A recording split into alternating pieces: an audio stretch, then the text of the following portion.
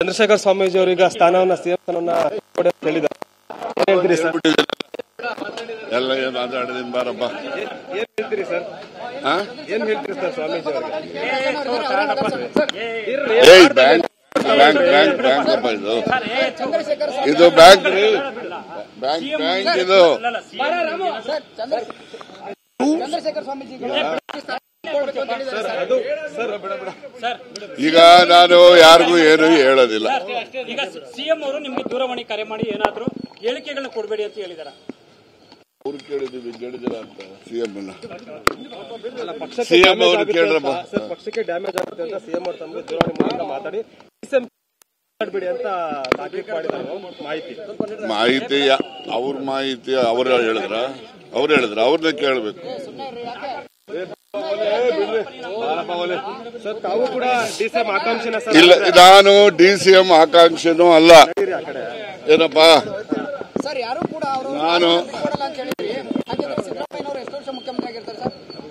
ಅವರು ಈ ಎಲೆಕ್ಷನ್ ಮತ್ತೆ ಮುಂದಿನ ಎಲೆಕ್ಷನ್ ಅವರೇ ಇರ್ತಾರೆ. ಮುಂದಿನ 5 ವರ್ಷ ಅವರೇ ಮುಖ್ಯಮಂತ್ರಿ. ಮುಂದಿನ 5 ವರ್ಷ ಇನ್ನು 10 ವರ್ಷ ರೀ. 5 ವರ್ಷಕ್ಕೆ ಅಂತ ತೆಗಿತೀರಿ. Thank you. ನಾನು ಡಿಸಿಎಂ ಆಕಾಂಕ್ಷಿ ಅಲ್ಲ. ಅಧ್ಯಕ್ಷಗಿರಿ ಹೈಕಮಾಂಡ್ ಅವರು ಆಗೋದ್ರು ಆಗ್ತೀನಿ, ಮಂತ್ರಿಗಿರಿ ರಾಜೀನಾಮೆ ಕೊಡ್ತೀನಿ. ಚಂದ್ರಶೇಖರ್ ಸ್ವಾಮೀಜಿ ಅವರೀಗ ಸ್ಥಾನವನ್ನ ಸಿಎಂ ಸ್ಥಾನವನ್ನ ಹೇಳಿದ್ದಾರೆ. ಏನ್ ಹೇಳ್ತೀರಿ ಸರ್? ಎಲ್ಲ ಏನು ಮಾತಾಡಿದೀನಿ ಬಾರಪ್ಪ. ಏನ್ ಹೇಳ್ತೀರಿ ಸರ್? ಏನ್ ಹೇಳ್ತೀರಿ ಸರ್ ಸ್ವಾಮೀಜಿ ಅವರಿಗೆ? ಬ್ಯಾಂಕ್ ಅಪ್ಪ ಇದು ಬ್ಯಾಂಕ್ ಇದು ಚಂದ್ರಶೇಖರ್ ಸ್ವಾಮೀಜಿ ಈಗ ನಾನು ಯಾರಿಗೂ ಏನು ಹೇಳೋದಿಲ್ಲ. ಈಗ ಸಿಎಂ ಅವರು ನಿಮ್ಗೆ ದೂರವಾಣಿ ಕರೆ ಮಾಡಿ ಏನಾದ್ರು ಹೇಳಿಕೆಗಳನ್ನ ಕೊಡಬೇಡಿ ಅಂತ ಹೇಳಿದಾರ. ಅವ್ರು ಕೇಳಿದಿರ ಅಂತ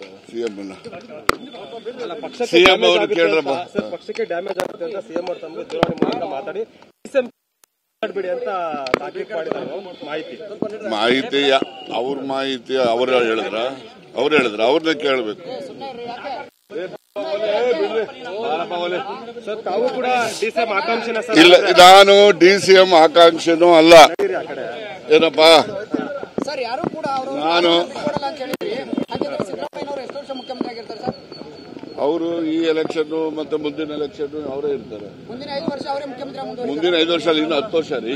5 ವರ್ಷಕ್ಕೆ ಅಂತ ತೆಗಿತೀರಿ. Thank you. ನಾನು ಡಿಸಿಎಂ ಆಕಾಂಕ್ಷಿ ಅಲ್ಲ. ಅಧ್ಯಕ್ಷಗಿರಿ ಹೈಕಮಾಂಡ್ ಅವರು ಆಗೋದ್ರು ಆಗ್ತೀನಿ, ಮಂತ್ರಿಗಿರಿ ರಾಜೀನಾಮೆ ಕೊಡ್ತೀನಿ.